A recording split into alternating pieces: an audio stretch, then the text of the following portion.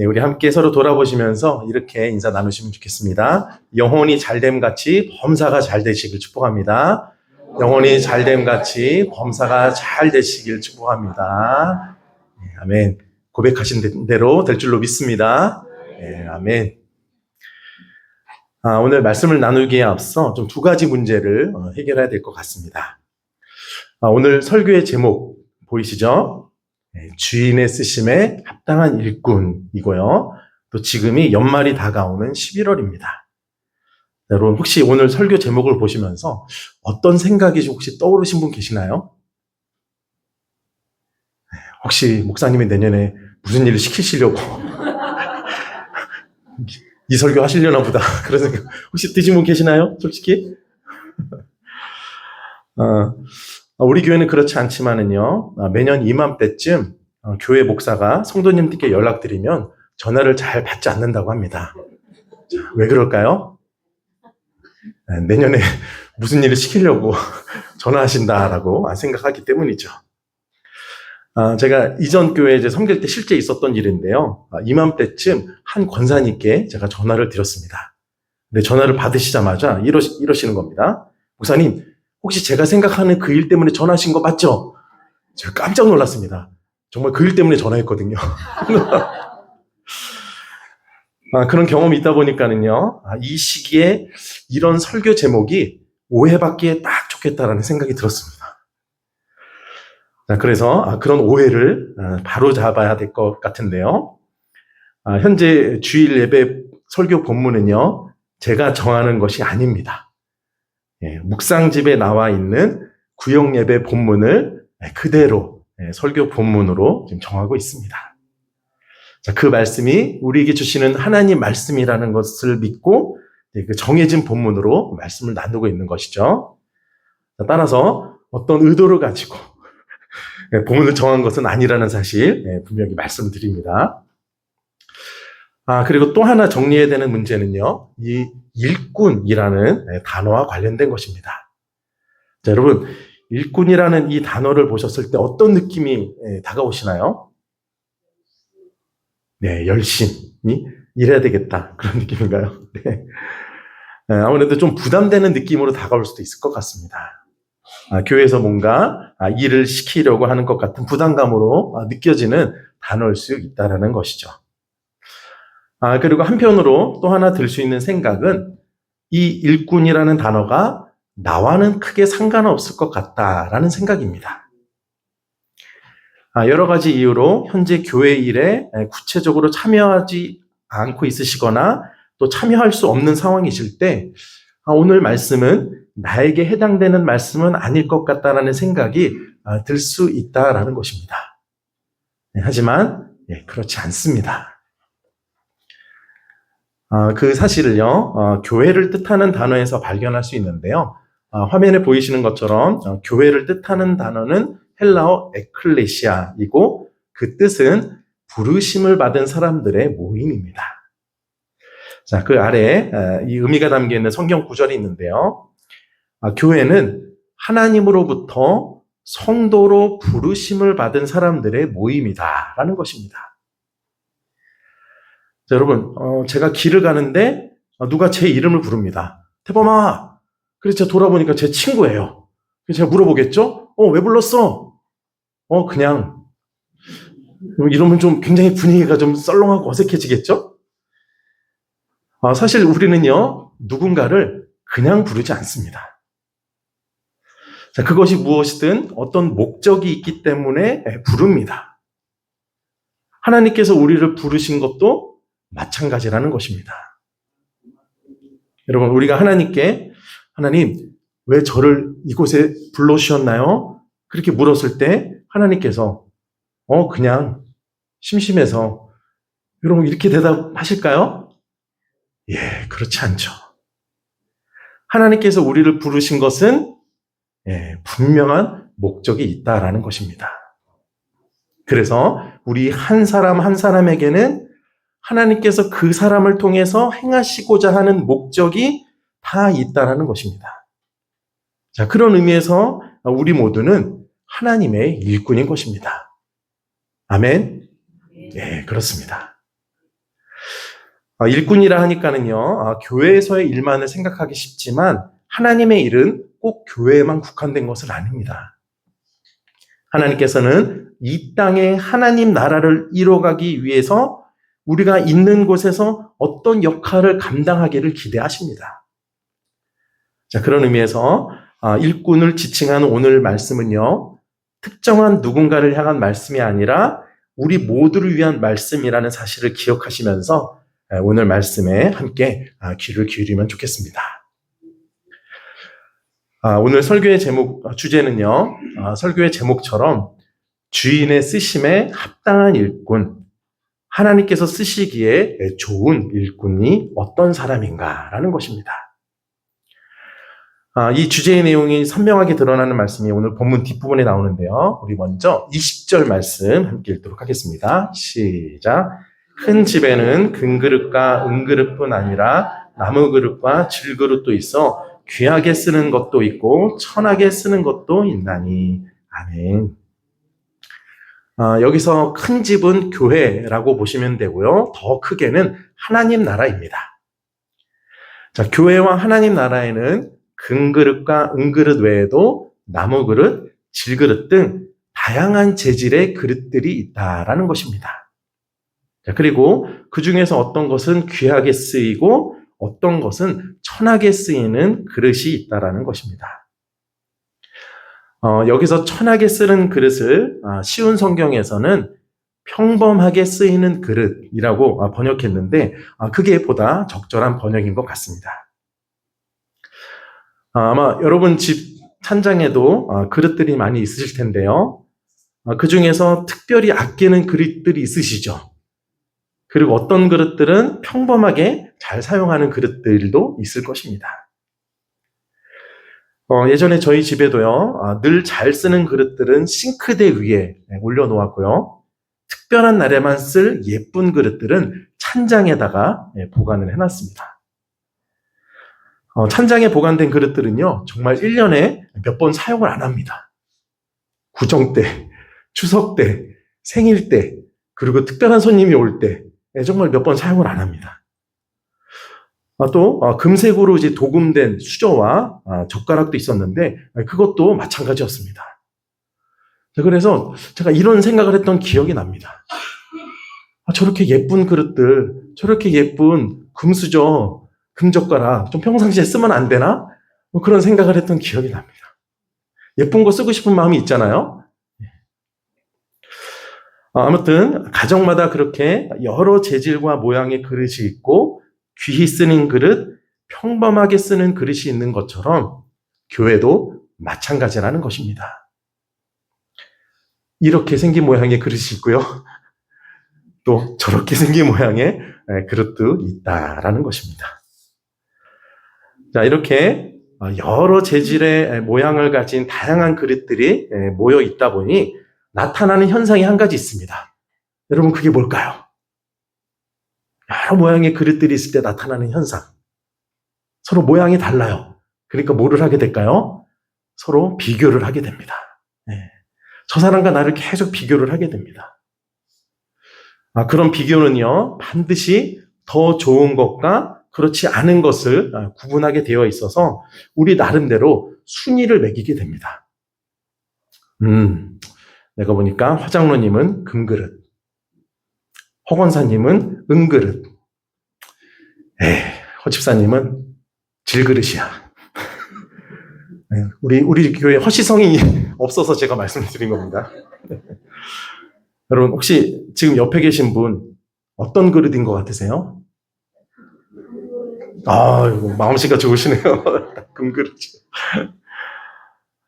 한때 우리 사회에요, 금수저, 흙수저 논란이 있었습니다. 2010년 중반부터 나타난 현상인데요. IMF 사태 이후에 우리 사회가 워낙 양극화가 심해지면서 부모님이 가진 경제력이나 학력 등의 조건들이 자녀에게 미치는 영향력이 훨씬 더 커졌습니다. 거기서 금수저는 돈이 많거나 사회적인 위치가 있는 부모, 흙수저는 그렇지 않은 가정의 부모를 말하는 것으로 흙수저를 물고 태어난 아이는 아무리 노력을 해도 금수저를 물고 태어난 아이처럼 될 수 없다라는 생각이 강했던 것입니다. 자, 여러분, 그렇다면 우리도 마찬가지일까요? 귀히 쓰이는 금그릇이 따로 정해져 있고 평범하게 쓰이는 질그릇이 따로 정해져 있는 걸까요? 네, 성경은 전혀 다른 말씀을 하고 계십니다. 우리 21절 말씀 함께 읽겠습니다. 시작. 그러므로 누구든지 이런 것에서 자기를 깨끗하게 하면 귀히 쓰는 그릇이 되어 거룩하고 주인의 쓰심에 합당하며 모든 선한 일에 준비함이 되리라. 아멘. 20절에 나와 있던 것처럼요. 사실 우리의 관심은 온통 누가 금그릇이냐, 누가 질그릇이냐라는 것에 있을 때가 참 많습니다. 누가 금수저냐, 누가 흙수저냐라는 것입니다. 자, 그런데 성경은 그런 그릇의 재료에 전혀 관심이 없다라는 것입니다. 성경의 관심은 어디에 있습니까? 예, 그렇습니다. 그릇의 재질이 아니라 어떤 그릇이 쓰임받을 수 있는 그릇이냐라는 것입니다. 자, 그럼 어떤 그릇이 쓰임받는 그릇이라고 말씀하고 있나요? 예, 그렇습니다. 다른 어떤 그릇이 아니라 깨끗한 그릇이라고 말씀합니다. 자, 이걸 다른 말로 하면 설거지되어 있는 그릇이라는 것입니다. 여러분, 이거 너무 당연한 이야기 아닙니까? 금값도 하늘을 찌르는 요즘 순금으로 된 너무 아름다운 그릇이 있는데 만약 그 그릇 위에 일주일 넘도록 남은 음식이 그대로 남아 있습니다. 그리고 또 하나는 다이소에서 산 1,000원짜리 그릇이 있는데 깨끗하게 설거지가 되어 있습니다. 여러분, 이 두 그릇 중에 밥 먹을 때 어떤 그릇을 사용하시겠습니까? 다이소입니다. 그렇습니다. 왜요? 깨끗하니까요. 네. 자, 따라서 하나님께서 우리에게 말씀하시는 것은 이것입니다. 그릇의 재질이 중요한 것이 아니라는 것입니다. 누가 금그릇이냐, 누가 질그릇이냐는 전혀 중요한 문제가 아니라는 것입니다. 정말 중요한 문제는 깨끗한 그릇이냐, 그렇지 않느냐라는 문제인 것입니다. 그리고 귀한 그릇은 재질이 결정하는 것이 아니라 금이라고 해서 귀한 것이 아니라 주인의 손에 쓰임받는 그릇이 진짜 귀한 그릇이라고 말씀하고 있는 것입니다. 여러분, 우리 옆에 분에게 이렇게 고백해 주시면 좋겠습니다. 쓰임받는 그릇이 귀한 그릇입니다. 쓰임받는 그릇이 귀한 그릇입니다. 네, 그렇습니다. 정말 귀한 그릇은 하나님의 손에 쓰임받는 그릇입니다. 여러분도 그 간혹 축구 대표 선수들의 경기를 보실 텐데요. 여러분, 어떤 선수가 귀한 선수인가요? 예, 그렇습니다. 간혹 보면 응원석에서 자신이 응원하는 선수가 그라운드에 나오게 해달라고 막 소리 지르는 사람들이 있습니다. 그러면 그렇게 팬들이 많은 선수가 귀한 선수일까요? 예, 꼭 그렇지 않습니다. 감독에게 선택돼서 실제 그라운드에서 뛰는 선수가 그 경기에서 정말 필요한 귀한 선수입니다. 그와 같은 것입니다. 하나님 손에 쓰임받는 그릇, 하나님께서 쓰시기에 좋은 그릇이 진짜 귀한 그릇입니다. 자, 그렇다면 혹시 여러분은 지금 어떤 그릇이신가요? 어떤 그릇인 것 같으세요? 예, 속으로만 생각하시면 좋겠습니다. 저는요, 저와 여러분 모두가 정말로 하나님께서 귀히 쓰시는 귀한 그릇 되시기를 소망합니다. 네, 아멘. 우리 교회 아멘 소리가 많이 커졌습니다. 너무 감사해요. 자, 그렇다면 귀한 그릇이 되기 위해서 필요한 것은 무엇일까요? 예, 오늘 말씀처럼 깨끗한 그릇이 되는 것입니다. 자, 그렇다면 어떤 사람이 깨끗한 그릇, 또 깨끗한 사람일까요? 자, 그 의미가 오늘 본문 앞부분에 나와 있는데요. 오늘 본문은 디모데 후서입니다. 이 디모데 후서의 배경과 분위기를 좀 살피고 넘어가는 것이 좋을 것 같은데요. 이 그림이 디모데후서의 분위기를 좀 잘 담고 있습니다. 여러분, 분위기가 어떤 것 같으세요? 촛불을 켜놓은 것을 보니까 어두운 곳에 있는 것 같고요. 또 바울의 얼굴에서 주름살이 많이 발견됩니다. 어찌 보면 좀 쓸쓸한 느낌도 듭니다. 이 디모데후서는요, 바울이 두 번째로 로마 감옥에 갇혔을 때 감옥 안에서 그의 영적 아들 디모데에게 쓴 편지로, 이때 바울의 나이는 약 65세 정도였습니다. 2000년 전에 65세면은요, 정말 고령에 속하는 나이입니다. 그리고 1년 뒤인 66세쯤에 바울이 참수형을 당해 순교하게 됩니다. 그러니까 바울 자신도 이제 곧 사형이 임박했음을 느끼면서 마지막으로 기록한 편지가 바로 디모데후서입니다. 그래서 읽으면 굉장히 비장한 느낌이 듭니다. 이때 편지를 쓴 이유는요, 디모데가 바울이 참 아끼고 사랑하는 에베소 교회를 담당하고 있었기 때문입니다. 그래서 디모데가 자신이 사랑하는 에베소 교회를 이끌어갈 때 어떤 자세로 그 일을 감당해야 하는지를 말씀하기 위해 디모데후서를 기록한 것입니다. 오늘 본문 앞부분에서 바울은 디모데에게 이렇게 말씀하고 있는데요. 우리 15절 말씀 함께 읽겠습니다. 시작. 너는 진리의 말씀을 옳게 분별하며 부끄러울 것이 없는 일꾼으로 인정된 자로 자신을 하나님 앞에 드리기를 힘쓰라. 아멘. 대략 어떤 내용인지 이해하실 수 있을 것 같은데요. 조금 더 분명한 이해를 위해서 세번역 성경으로 우리 화면을 보시고 다시 한번 읽겠습니다. 시작. 그대는 진리의 말씀을 올바르게 가르치는 불끄러움 없는 일꾼으로 하나님께 인정을 받는 사람이 되기를 힘쓰십시오. 아멘. 바울이 특별히 이렇게 말씀한 이유가 오늘 본문 내용에도 나오는데요. 당시 에베소 교회 안에 잘못된 가르침을 전하는 사람들이 있었기 때문입니다. 그 내용이 나오는 우리 18절 말씀 함께 읽겠습니다. 시작. 진리에 관하여는 그들이 그릇되었도다. 부활이 이미 지나갔다 하므로 어떤 사람들의 믿음을 무너뜨리느니라. 아멘. 그들은요, 부활이 이미 지나갔다라는 잘못된 가르침을 전하는 자들이었습니다. 바울이 전한 복음은 예수님 말씀 그대로 예수님 재림하실 때 우리가 다시 몸으로 부활하게 된다라는 사실과 함께 믿음의 길에는 고난이 뒤따를 수밖에 없다라는 말씀이었습니다. 그래서 디모데후서 앞부분에 보면 복음과 함께 고난을 받으라라는 말씀이 여러 차례 나옵니다. 하지만 거짓 교사들은 죽음 이후에 부활이 없다, 이미 지나갔다라고 하면서 신앙생활에 고난도 없다, 그렇게 복음을 전했습니다. 한쪽에서는 고난이 있는 복음을 전하고 한쪽에서는 고난이 없는 복음을 전했을 때 여러분, 사람들이 어느 쪽 말에 더 귀를 기울였을까요? 그렇습니다. 고난이 없는 복음에 귀를 기울였습니다. 또 죽음 이후의 부활도 그건 이성적이지 않다며 거짓 교사들의 말이 맞다라고 생각하며 그들을 더욱 따랐습니다. 그런 상황을 잘 알고 있던 바울은 너무 안타까운 마음으로 디모데에게 이렇게 말씀한 것입니다. 그렇게 사람들은 흔들리더라도 너는 진리의 말씀을 바르게 가르치는 하나님께 인정받는 사람이 되어야 한다라고 말입니다.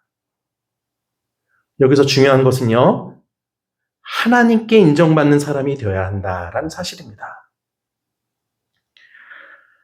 사실 하나님께 인정받는 사람이 되어야 한다는 것은 너무 당연한 이야기처럼 들립니다. 하지만요, 실제로 보면 꼭 그렇지 않다라는 사실을 발견할 수 있습니다. 왜냐하면 꽤 많은 순간 하나님의 인정이 아니라 사람의 인정을 더 중요하게 생각할 때가 많이 있기 때문입니다.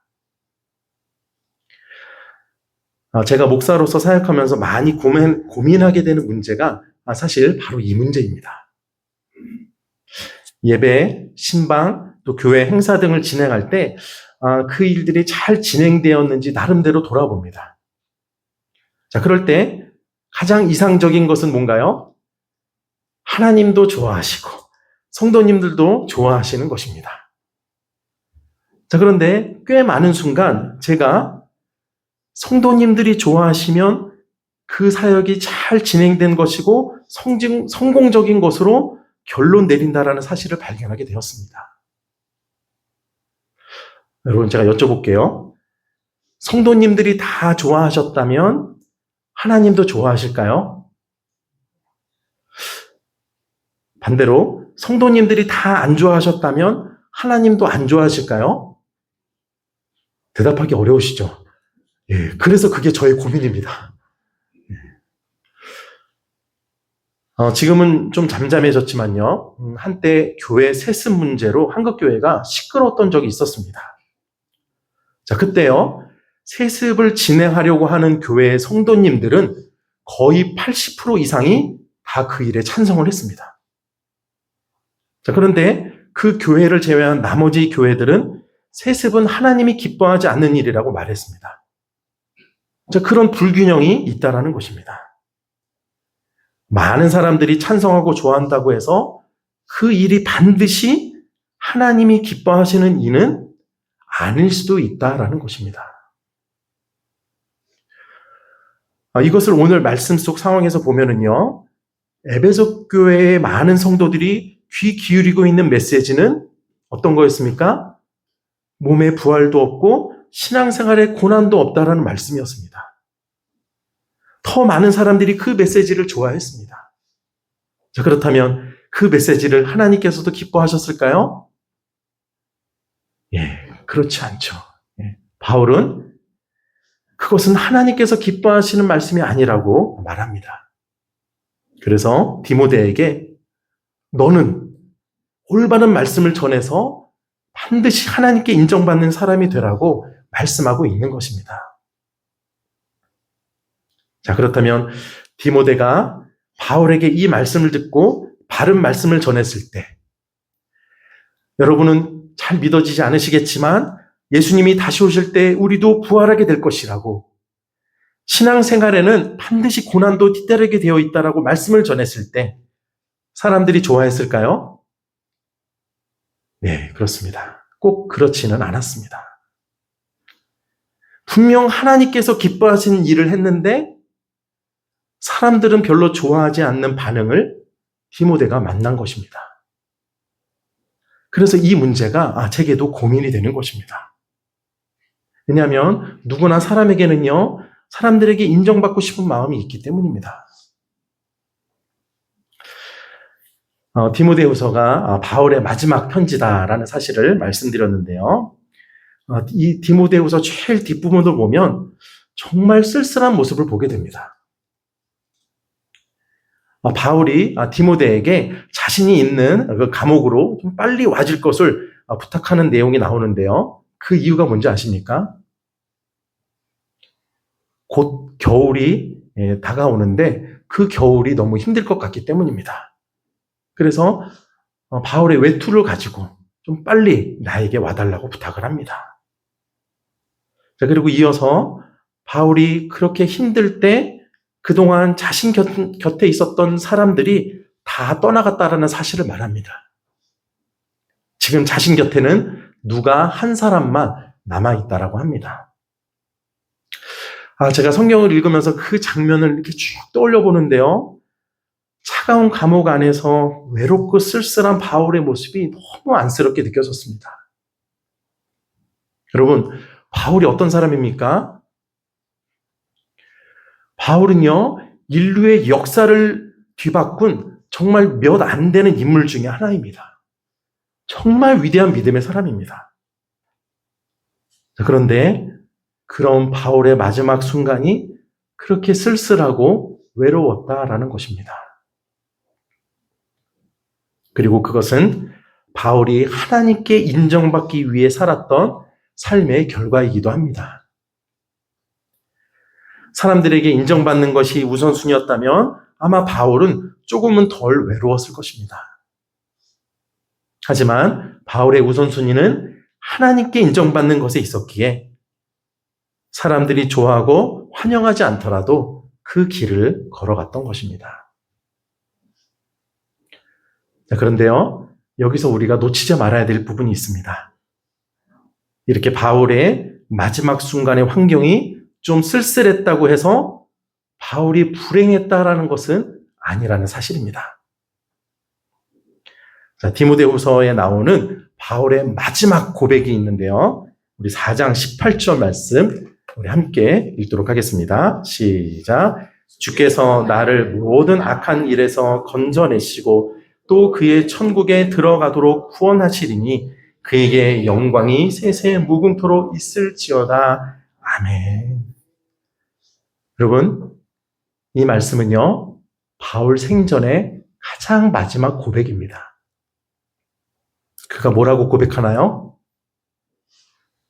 하나님께서 건져주실 거라고 고백을 합니다. 무엇보다 하나님께서 천국에 들어가도록 구원해 주실 것이라고 확신하며 그 하나님을 찬양하고 있습니다. 천국 입성에 대한 확신과 하나님을 향한 찬양이 그의 생의 마지막 고백이었던 것입니다. 여러분, 마지막에 이런 확신을 가질 수 있다면 이런 삶이 진짜 승리한 인생 아니겠습니까? 사람들의 박수와 인정에 기대어 살아가다 보면요, 어쩌면 우리는 이 마지막 순간에 이런 확신을 가지지 못할 수도 있습니다. 내가 정말 천국에 들어갈 수 있을까? 불안해할 수도 있다라는 것입니다. 하지만 바울은 어떻습니까? 천국에 들어가도록 구원하시리니 확신하고 있습니다. 이미 확정된 사실이기에 하나님을 찬양하고 있습니다. 여러분, 이것이 정말 멋진 모습 아니겠습니까? 이것이 정말 우리 모두의 마지막 모습이 되어야 하지 않겠습니까? 그래서 바울은 사람들의 인정이 아니라 하나님께 인정받는 사람이 되라고 우리에게 오늘 말씀하고 있는 것입니다. 이런 오늘 말씀을 통해 우리는 어떤 사람이 깨끗한 사람, 어떤 사람이 하나님이 쓰시기에 좋은 사람인지를 알게 됩니다. 하나님 말씀을 따라 살아감으로 사람들의 인정을 받지 못한다 하더라도 하나님께 인정받는 사람이 깨끗한 사람이요 하나님께서 쓰시는 사람이다라는 것입니다.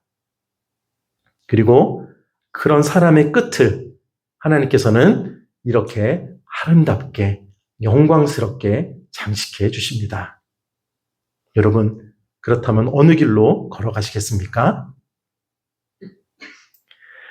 네, 원하기는요, 저와 여러분 모두가 하나님 말씀을 따라 살아가는 깨끗한 그릇이 되어 하나님 손에 들려서 쓰임받는 영광, 인생의 마지막 순간에 바울처럼 천국 입성에 대한 확신과 찬양을 올려드리는 그 영광을 맛볼 수 있게 되기를 간절히 축원드립니다. 아멘.